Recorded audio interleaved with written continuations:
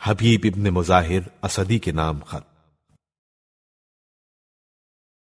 کربلا پہنچنے کے بعد حضرت امام حسین علیہ السلام نے حبیب ابن مظاہر اسدی کے نام ایک خط تحریر فرمایا۔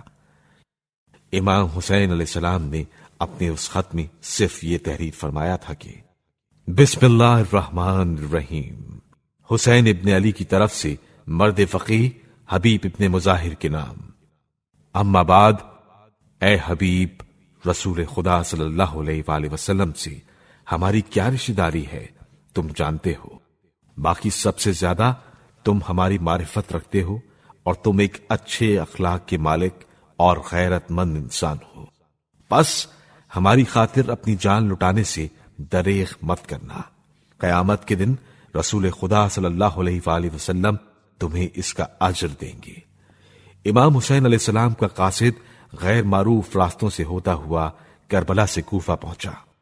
حبیب ابن مظاہر کے دروازے پر پہنچ کر اس نے دق الباب کیا۔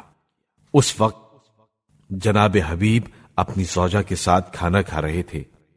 دروازہ کھولا تو قاصد نے خط آپ کے حوالے کیا۔ حبیب خط کو ہاتھوں میں لیے ہوئے گھر میں داخل ہوئے، خط کو آنکھوں سے لگایا، بوسہ دیا اور کھول کر پڑھنے لگے۔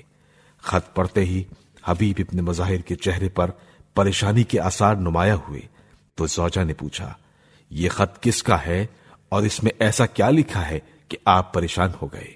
جناب حبیب نے اس مومنہ کا امتحان لینے کے لیے کہا کہ یہ خط امام حسین علیہ السلام کی طرف سے ہے اور مجھے اپنی نصرت کے لیے بلایا ہے۔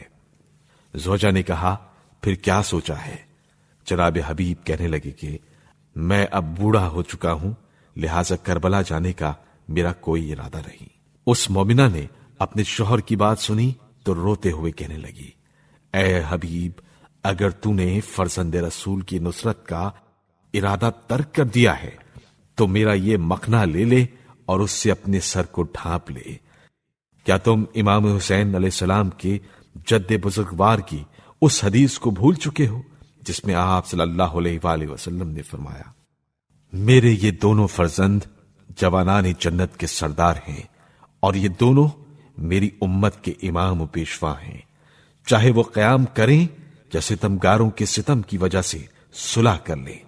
اس بزرگوار کا قاصد تیرے پاس آئے اور تو جواب نہ دے، قابل افسوس ہے۔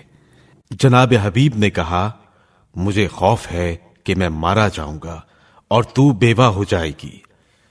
اس نیک سیرت خاتون نے کہا، تو ہرگز امام کی نصرت کو ترک نہ کر، تو چلا جا، میں گزارا کر لوں گی۔